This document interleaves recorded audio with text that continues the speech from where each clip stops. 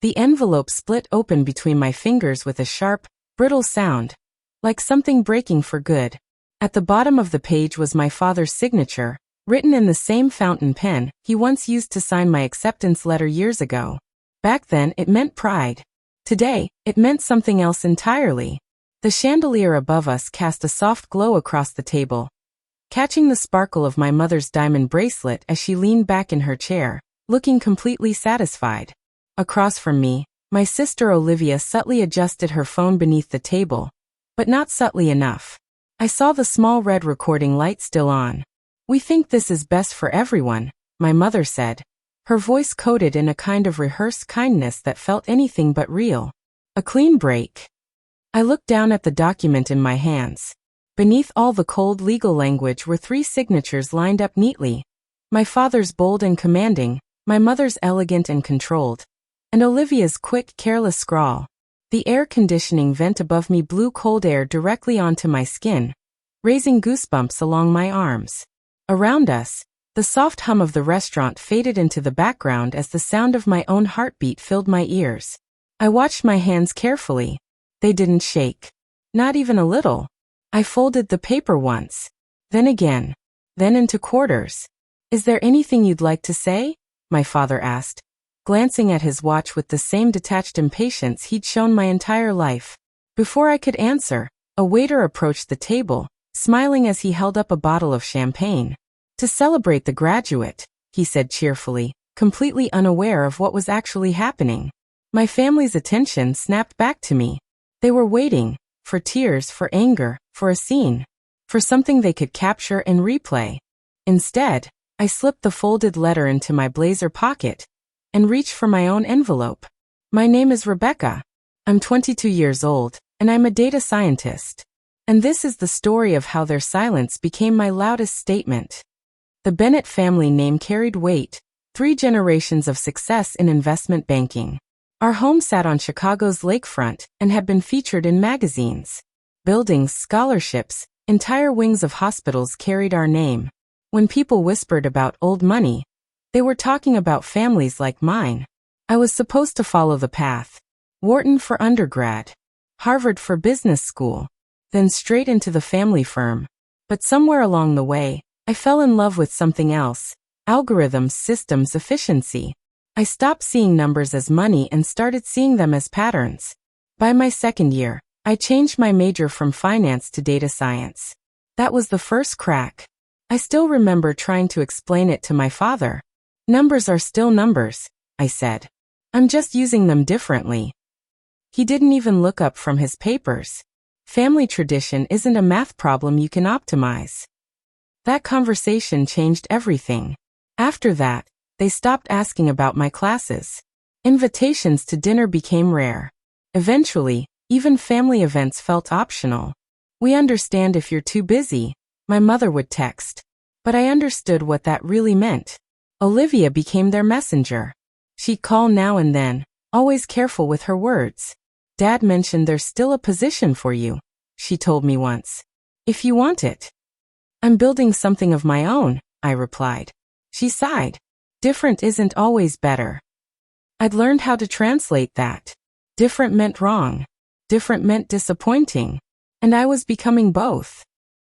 I worked at a small coffee shop near campus to cover rent.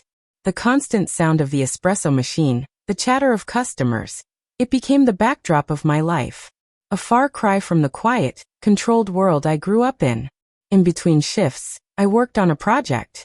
It started simple, an algorithm to help optimize coffee bean deliveries. Small shops struggled with storage, unpredictable demand, and waste. My system reduced that waste by 23% in the first month. That's when my professor noticed. "This could be bigger than coffee," she told me. "This could change how small businesses manage logistics." She connected me to the university's startup incubator. That's how Root Logic was born. By winter break, we had 3 clients.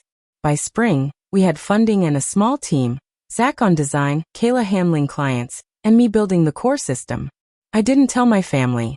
They had already stopped listening. The day we closed our first major investment, $2.4 million, I stood in my tiny kitchen staring at my phone. The family group chat was flooded with messages celebrating Olivia's promotion. I almost typed something. Then I didn't. I put the phone down and went back to work. That summer, we moved into a real office. Nothing fancy, but it was ours. The team grew. The work grew. Then came the email that changed everything. A major logistics company wanted not just to use our system, but to buy it. After negotiations, we agreed on $7.2 million. The deal closed on a Tuesday. My graduation dinner with my family was scheduled for Saturday. The invitation came from my mother. Perfectly worded. Perfectly planned. The restaurant was one we'd always used for important moments. I said yes. The night before, I gathered everything. The acquisition papers, the press release, my graduation. Then I'm the fourth, I replied. Because of course I wasn't included. I was the topic of the evening. Not part of it. They were already seated, perfectly arranged like a staged photograph. Champagne was poured. A toast was made. To endings and new beginnings. Then my mother placed the envelope in front of me. And we arrived back where this began. After I read the letter and folded it away, I looked up. Is that all? I asked. They seemed surprised. I reached for my own folder and placed it on the table. As it turns out, I said calmly, I have something for you too. I laid out the documents. Their attention shifted immediately. What is this? My father asked. My company, I said, was acquired 2 days ago. Silence. Your company? Olivia asked. Yes. The one none of you ever asked about. My father scanned the numbers, and I saw it. The moment everything changed. This is real, he asked. Completely. My mother looked shaken. Why didn't you tell us? You stopped asking. That was it. The truth simple and heavy. Suddenly their tone shifted. This is impressive, my father said. Maybe we were too quick. I almost laughed. One success, and suddenly I mattered again. But it was too late. The document is already signed. I reminded them. Things can be changed, he said. Some things shouldn't be. I stood up. You wanted a clean break, I said. You got one. I walked out of that restaurant lighter than I had ever felt. Outside, the city was alive, loud, messy, real. My phone buzzed. Celebration at Murphy's. You coming? Zach had texted. I smiled. On my way. At the pub, my team cheered as I walked in. These were the people who believed in me when it mattered. The letter in my pocket? It was just paper now. A month later, if you've ever been overlooked by the people who were supposed to believe in you, remember this. Success isn't about proving them wrong. It's about proving yourself right. And sometimes, silence speaks louder than anything else ever could.